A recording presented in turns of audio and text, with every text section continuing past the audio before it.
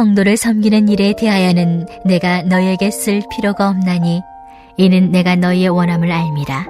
내가 너희를 위하여 마게도냐인들에게 아가에서는 1년 전부터 준비했다는 것을 자랑하였는데 과연 너희의 열심이 펑 많은 사람들을 분발하게 하였느니라. 그런데 이 형제들을 보낸 것은 이 일에 너희를 위한 우리의 자랑이 헛되지 않고 내가 말한 것 같이 준비하게 하려 함이라.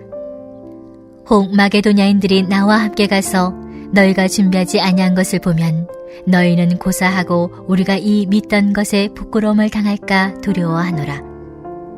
그러므로 내가 이 형제들로 먼저 너희에게 가서 너희가 전에 약속한 연보를 미리 준비하게 하도록 권면하는 것이 필요한 줄 생각하였노니 이렇게 준비하여야 참 연보답고 억지가 아니니라. 이것이 곧 적게 심는 자는 적게 거두고 많이 심는 자는 많이 거둔다 하는 말이로다. 각각 그 마음에 정한 대로 할 것이요 인색함으로나 억지로 하지 말지니 하나님은 즐겨내는 자를 사랑하시느니라. 하나님이 능히 모든 은혜를 너희에게 넘치게 하시나니 이는 너희로 모든 일에 항상 모든 것이 넉넉하여 모든 착한 일을 넘치게 하게 하려 하심이라. 기록된 바 그가 흩어 가난한 자들에게 주었으니 그의 의가 영원토록 있느니라 함과 같으니라. 심는 자에게 씨와 먹을 양식을 주시는 이가 너희 심을 것을 주사 풍성하게 하시고 너희 의의 열매를 더하게 하시리니 너희가 모든 일에 넉넉하여 너그럽게 연보를 함은 그들이 우리로 말미암아 하나님께 감사하게 하는 것이라. 이 봉사의 직무가 성도들의 부족한 것을 보충할 뿐 아니라 사람들이 하나님께 드리는 많은 감사로 말미암아 넘쳤느니라. 이 직무로 증거를 삼아 너희가 그리스도의 복음을 진실히 믿고 복종하는 것과 그들과 모든 사람을 섬기는 너희의 후한 연보로 말미암아 하나님께 영광을 돌리고 또 그들이 너희를 위하여 간구하며 하나님이 너희에게 주신 지극한 은혜로 말미암아 너희를 사모하느니라. 말할 수 없는 그의 은사로 말미암아 하나님께 감사하노라. 아멘.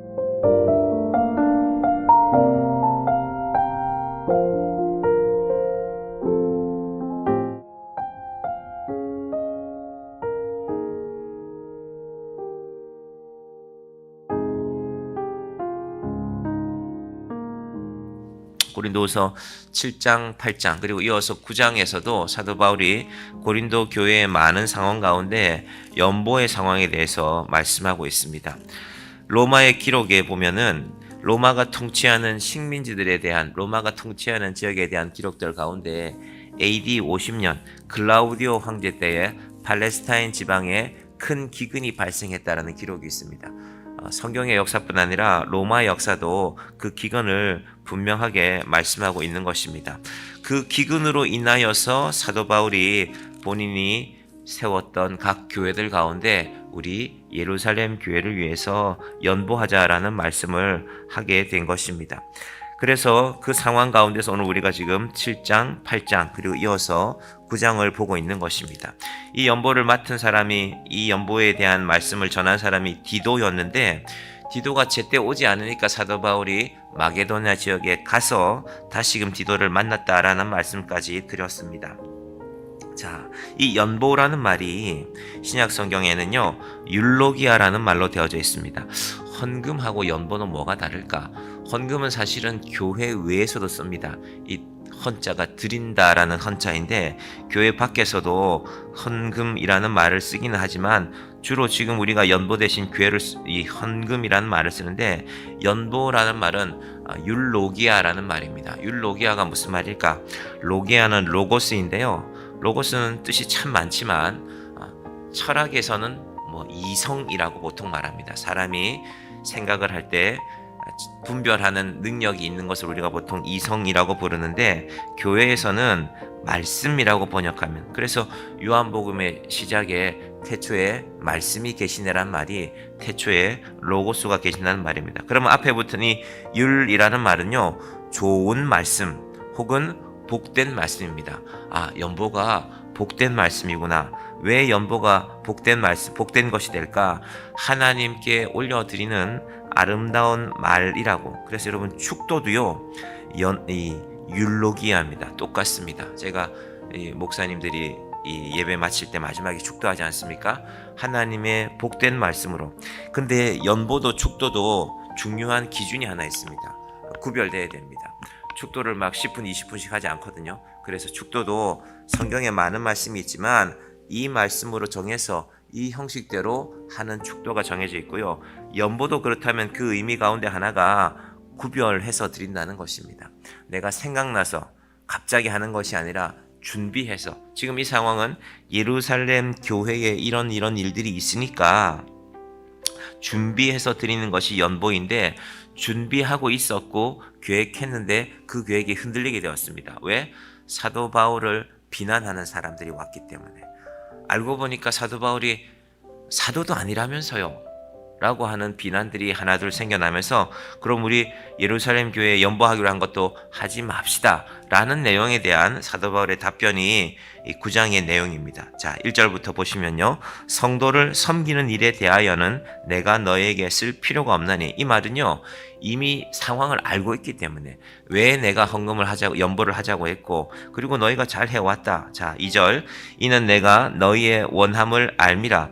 내가 너희를 위하여 마게도냐인들에게 아가야에서는 1년 전부터 준비하였다는 것을 자랑하였는데, 이 연보가 어디부터 시작됐냐면요, 아가야, 고린도 교회부터 시작되는 것입니다. 왜냐하면 사도 바울이 고린도에 있을 때 예루살렘 교회의 힘든 소식들을 들었거든요. 그래서 고린도 교회에 가서 먼저 말씀하고, 여러분 지금 예루살렘 교회가 많이 힘든 상황 가운데 있습니다. 예루살렘 교회 성도들이 지진이 나고 기근 가운데서 제대로 먹지도 못하고 염려하고 궁핍한 가운데 있습니다. 우리가 힘을 내어서 함께 연보합시다. 자, 그리고 그 연보에 대해서 디도를 보낸 이야기를 3절에 합니다. 그런데 이 형제들을 보낸 것은 이 일에 너희를 위한 우리의 자랑이 헛되지 않고 내가 말한 것 같이 준비하게 하려 함이라. 무슨 말이냐면, 지금 사도 바울은 아게도냐나 혹은 에베소 성도들에게 고린도 교회가 먼저 시작했습니다. 우리 어떤 교회를 위한 중요한 일이 있다고 칩시다. 우리가 알고 있는 어떤 교회가 큰 어려움에 빠져서 그 교회를 알고 있는 여러 교회들에게 가서, 보통 그런 교회들이 있지 않습니까? 한 교회가 시작되어서 계속해서 나눠진 교회들이 있죠. 뭐 영락이라는 이름이 붙은 교회들, 혹은 요즘 최근 같으면 충신이라는 이름이 붙은 교회들이 여러 군데 세워졌어요. 가끔 그 교회들은요, 그 이름 붙은 교회 가운데 어려움이 생기면, 예를 들면 교회가 불이 나서 교회 예배당 건물이 타면요, 함께 헌금하기도 합니다. 가끔 그런 소식을 들으면, 야, 저 교회들은 참 좋겠다, 의미가 있다. 재정적인 지원을 받는 것도 의미가 있겠지만, 같은 이름으로 신앙생활하는 교회들이 우리의 형제 교회가 어려움에 있으니까 우리가 함께 도웁시다라는 그 마음이 참으로 아름답지 않습니까? 하나님이 기뻐하실 일이겠죠. 바울도 그 얘기하는 것입니다. 너희만 하는 것이 아니라 내가 고린도 교회가 지금 먼저 준비하고 있다. 1년 전부터 헌금을 차곡차곡 쌓고 있고, 그러면 여기 있는 마게도냐 교회의 헌금도 함께, 그리고 아시아 지역에 있는 에베소 교회의 헌금도 함께 예루살렘에 보내게 될 것이다라고 내가 이미 이야기했다는 것입니다. 근데 그 약속이 흔들리면 안 된다. 이건 금액의 문제 이전에 약속한 일이기 때문에 하나님 안에서 함께하는 일이 흔들리지 말게 하라는 것입니다. 그래서 너희를 위한 우리의 자랑이 헛되지 않고 내가 말한 것 같이 준비하게 하려 함이라. 선한 일이 시작되었으니까 선한 일을 완성하자는 것입니다. 자, 4절 함께 볼까요? 혹 마게도냐인들이 나와 함께 가서 너희가 준비하지 아니한 것을 보면 너희는 고사하고 우리가 이 믿던 것에 부끄러움을 당할까 두려워하느라. 이 상황은 이제 사도 바울과 함께 마게도냐 사람들이 언젠가는 고린도에 가서, 그때는 예금 제도가 없잖아요. 카드 들고 다니는 시대가 아니잖아요. 그러니까 헌금은 항상 현물입니다. 현물 들고 가겠죠. 주로 로마의 금화로 만들어졌을 것입니다. 그러면 마게도냐 사람들이 준비한 헌금을 들고 너희한테 가서 너희 것을 합쳐서 들고 이제 예루살렘에 갈 텐데, 너희한테 갔는데, 아니 사도 바울 1년 전부터 고린도에서도 준비했다면서요. 근데 준비한 게 아무것도 없네요. 그러면 안 되지 않느냐라는 그 말씀을 하는 것입니다. 왜? 사도 바울의 자존심의 문제가 아니라 교회에 대한 신뢰의 문제, 하나님에 대한 믿음의 문제이기 때문입니다. 자, 이어서 5절입니다. 그러므로 내가 이 형제들로 먼저 너희에게 가서 너희가 전에 약속한 연보를 미리 준비하게 하도록, 그래서 디도를 먼저 보내는 것입니다. 디도야, 고린도에 이런저런 일들이 있는데 네가 먼저 가서 확인해라. 그래서 뒤따라간 마게도냐 사람들이 연보 때문에 실망하지 않도록 잘 준비해 두어라라는 편지를 지금 적고 있는 것입니다. 그런데 원칙이 있죠. 미리 준비하게 하도록 권면하는 것이 필요한 줄 생각하였노니 이렇게 준비하여 참 연보답고 억지가 아니니라. 일본 교회는 제가 한번 말씀드린 것 같은데 평범한 교회들이 많아봐야 10가정입니다. 10가정이 모이면 10가정이 11조를 하는데, 제가 10가정의 11조를 어느 날 이렇게 이 회계 집사님이 출장을 가셔서 한 몇 주간 도와드린 적이 있습니다. 연필로 써요. 봉투 하나에, 주로 어떤 가정은 한 달 단위로, 어떤 가정은 일주일 단위로 쓰는데, 봉투 하나에 엄마, 아빠, 아들, 딸이 있다면 한 달 월급을 아빠의 월급에서 얼마, 엄마가 보통 마트에서 아르바이트를 많이들 하셨는데 일본 주부들이 아들, 딸이 고등학생이나 대학생이면 또 아르바이트 하면요, 그렇게 해서 연필로 적어서 냅니다. 그걸 아들, 딸도 봐요. 그러면 이 애들은 나중에 자라면, 제 마음이 일본 교회가 연약하다, 일본 교회가 약하다 이런 말들이 있지만, 이런 믿음을 보고 자라는 애들이 교회를 지키면 교회가 든든하죠. 여러분, 일본 교회가 약한 것 같지만 할머니가 믿으면 엄마 아버지가 믿고, 엄마 아버지가 믿으면 아들들이 믿어서 교회가 지켜져 오는 것입니다. 전도는 잘 안 돼요. 그런데 그 믿음이 교회를 지켜가는 것입니다. 액수가 많고 적음이 아니라 아이들이 동참하는 것이죠. 그러니까 정말로 이건 한 가정에 11조가 되는 것입니다. 일본 교회 이런 면이 있구나. 자, 사도 바울이 이 모든 일에 관하여서 연보의 정신을 우리에게 알려주고 있습니다. 자발적으로 하라는 것입니다. 여러분이 드리는 헌금이 자발적인 것이 되기를 바랍니다.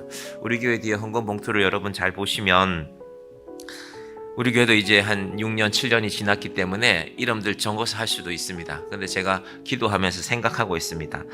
언젠가는 필요한 일이겠지만 우리 교회 헌금을 제가 11조 이런 걸 따로 두지 않습니다. 따로 두면 하는 분은 할 수 있고 하지 못하는 분은 표가 나죠. 그러면 억지로 하게 될 수도 있거든요. 아니, 나도 체면이 있지, 나도 해야지. 그래서 본인이 표시만 하고 개수하는 분들이 알아서 기록만 하게 두는 것입니다.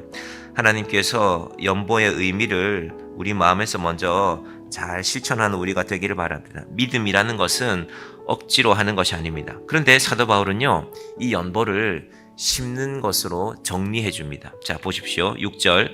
이것이 곧 적게 심는 자는 적게 거두고 많이 심는 자는 많이 거둔다 하는 말이로다.